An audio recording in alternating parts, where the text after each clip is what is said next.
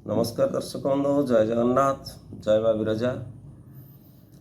अमृत कथा YouTube channel को आपण मानक मु स्वागत करुच्ची आउ एक नुआ कहानी सहित एवं निवेदन करुच्ची कहानी आपण शेष पर्यंत शुणु।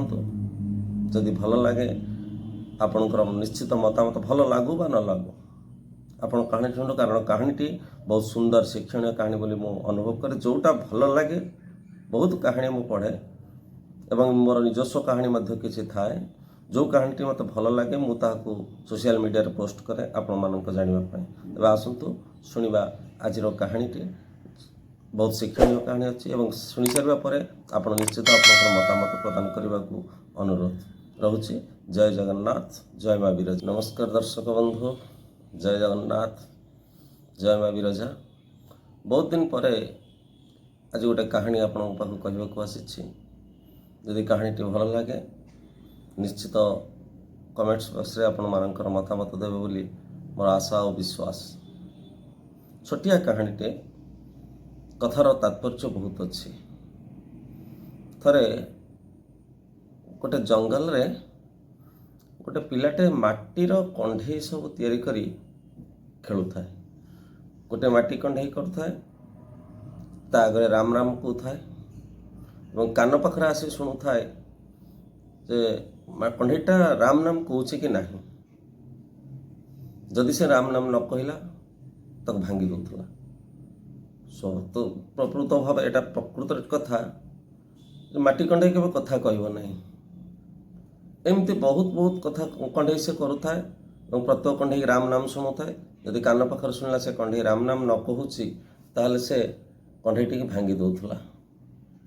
ये सब कथा को ये सब कार्य को तार जड़े राजा देखुले।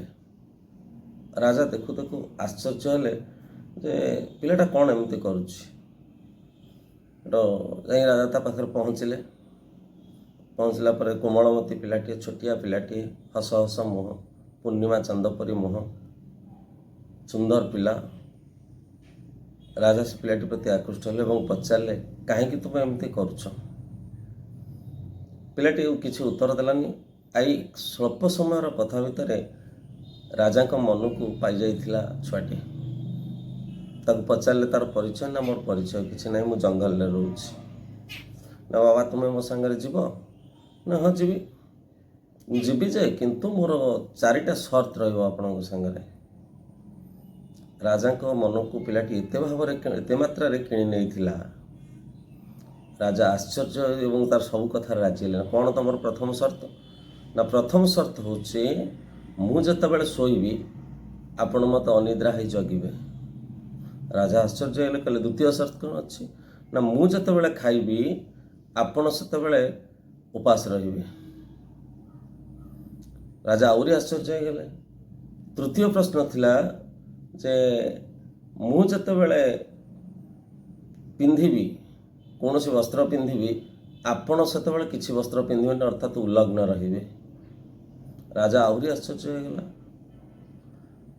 चतुर्थ प्रश्न होउछि जे मु जतबेले जुआडे जीवी, जतबेले मु विपद रे पड़िबी, मु बुलुथबी जाउथबी भ्रमण करिबी, मो सहित आपण अंग रखी ही जीवे। अर्थात मो देह रखी हे, मत जो विपद आपद पड़ो आप साहाय्य हे। राजा कहे ना ना ये सब कथा हो पारनी। पिलाटी स्पष्ट भाव में कहला ताले मु कहीं जीवी, कहीं आप सहित जीवी? मो सर्त जब आप राजी नुहति ताले मु आप सहित जापरि। सेठू राजा कहले अच्छा तू तो जंगल में रोचु, केतबेले कौन खाऊचु, केतबेले नाही, केतबेले पिंधुचु, केतबेले नाही, केतबेले जुआड़े जाऊचु, पुणी बाघ भालू भय भीतर तू केम तो संगे किए जाउची? तो आपण जदि एतिकी सुरक्षा दे पारिबेनी, मु तो आठु और बेसी सुरक्षा पाउची ना। कौन ना? मु जहाँ भरोसा अच्छी, जो प्रभु भरोसा अच्छी, से मु जतबेले शोउची तांकरी भरोसा मु शोई जाउची। सी मते जाग्रत होई चाहिछंती, जगी रहिछंती। मु जतबेले खाइबाकू पाउनी, पूरा जंगल भितर रही, निगंच जंगल भितर, से मत प्रत्येक दिन आनी दाना जोगे दौरान। मु आज पर्यंत दिन उपास रही। ये जंगल भितर मु रही, मत वस्त्र दिन अभाव है। मु कौन पिंधि सी मत जोगे दियंते एवं मु जुआड़े जाए सी मो सहित जाती। ଯଦ୍ୱାରା କି ମୋତେ ଆଜି ପର୍ଯ୍ୟନ୍ତ କୌଣସି ବିପଦ ହେଇନି। ଯଦି ଏତେ ବଡ଼ ବିପଦ ଅଙ୍ଗରକ୍ଷୀ ଜଣେ ମୋର ଅଛନ୍ତି ଯାହାଙ୍କ ବିଶ୍ୱାସରେ ମୁଁ ଅଛି, ତାଠୁ ମୋର ଆଉ ଅଧିକ ବିଶ୍ୱାସ କାହା ଉପରେ କରିବା ଆବଶ୍ୟକ ନାହିଁ। ତେଣୁ ସବୁଥିରେ ଶ୍ରେଷ୍ଠ ହେଉଛନ୍ତି ସେଇ ପରମ ପିତା ଈଶ୍ୱର ଭଗବାନ ପରମ ପିତା। ତାଙ୍କ ଭରସାରେ ଯେତେବେଳେ ଅଛି ମୋତେ ଆପଣ ଆଉ କି ସୁରକ୍ଷା ଦେବେ, ଆପଣ ମୋତେ କି ଖାଦ୍ୟ ଦେବେ? ତାଙ୍କଠୁ କ'ଣ ଭଲ ଖାଦ୍ୟ ଦେଇପାରିବେ? ତାଙ୍କଠୁ କ'ଣ ଭଲ ବସ୍ତ୍ର ମୋତେ ଦେଇପାରିବେ? ତାଙ୍କଠୁ କ'ଣ ମୋତେ ଭଲ ଭାବରେ ଜଗିପାରିବେ? ମୁଁ ଯେତେବେଳେ ଅନିଦ୍ରା ରହିବି, ସିଏ ଯେତେ ରାତି ରାତି ରହି ମୋତେ ଜଗନ୍ତି, ମୋ ଶ୍ୱାସ ପ୍ରଶ୍ୱାସକୁ ସେ ଚଲାନ୍ତି, ଆପଣ ମୋ ଶ୍ୱାସ ପ୍ରଶ୍ୱାସକୁ ଚଲାଇ ଦେଇପାରିବେ? ରାଜା ହାରିଗଲେ ପିଲାଟି ପାଖରେ ଏବଂ ଚାଲିଗଲେ। କହିବାର କଥା ତାତ୍ପର୍ଯ୍ୟ ଗପ ଆମକୁ ଏହି ଶିକ୍ଷା ଦିଏ, ସବୁଠାରୁ ଶ୍ରେଷ୍ଠ ହେଲେ ଈଶ୍ୱର ପରମ ପିତା। ସେ ଯିଏ ବି କେହି ତାଙ୍କ ଶରଣରେ ବିଶ୍ୱାସର ସହିତ ଆସିଛି, ଯିଏ ତାଙ୍କ ଆଶ୍ରୟ ଖୋଜିଛି, ଯିଏ ତାଙ୍କର ଶରଣାପନ୍ନ ହୋଇଛି, ସେ ନିଶ୍ଚିତ ଭାବରେ ତାକୁ ରକ୍ଷା କରିଛନ୍ତି।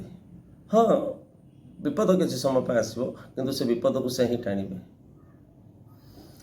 କିଛି ସମୟ ଆମକୁ ଅନାହାର ରହିବାକୁ ପଡ଼ିବ, କିନ୍ତୁ ଠିକ୍ ନିର୍ଦ୍ଦିଷ୍ଟ ସମୟରେ ସେ ଆମକୁ ଆଣି ଖାଦ୍ୟ ପହଞ୍ଚାଇ ଦେବେ। ଆମ ବସ୍ତ୍ର ଚିରି ଯାଇଥିବ କିଛି ଦିନ ପିନ୍ଧିବା, କିନ୍ତୁ ଠିକ୍ ସମୟରେ ଯେତେବେଳେ ଆମର ଲଜ୍ଜା ନିବାରଣ ହେବା କଥା, ସେ ଠିକ୍ ସମୟରେ ଆମକୁ ଆଣି ବସ୍ତ୍ର ଦେଇଦେବେ। ତେଣୁ ସବୁଠାରୁ ଯଦି କାହାକୁ ଆମେ ବିଶ୍ୱାସ କରିବା, ତେବେ ସେ ହିଁ ଏକମାତ୍ର ହେଉଛନ୍ତି ଈଶ୍ୱର ଭଗବାନ। ତାଙ୍କୁ ବିଶ୍ୱାସ କରିବା। ଏ କାହାଣୀ ଏହି ଶିକ୍ଷା ଆମକୁ ଦିଏ। ଯଦି ଭଲ ଲାଗିଥାଏ କାହାଣୀଟି, ତେବେ ଆପଣ ନିଶ୍ଚିତ ଆମ ଚ୍ୟାନେଲକୁ ଲାଇକ୍, ସେୟାର ଆଉ ସବସ୍କ୍ରାଇବ୍ କରିବେ। ରହୁଛି ବନ୍ଧୁ, ଜୟ ଜଗନ୍ନାଥ, ଜୟ ମା ବିରଜା। ପୁଣି ଦେଖା ହେବ ଆଉ ଏକ ସୁନ୍ଦର କଥା ସହିତ, ଆଉ ଏକ ସୁନ୍ଦର ଅଧ୍ୟାୟରେ। ଜୟ ଜଗନ୍ନାଥ, ଜୟ ମା ବିରଜା।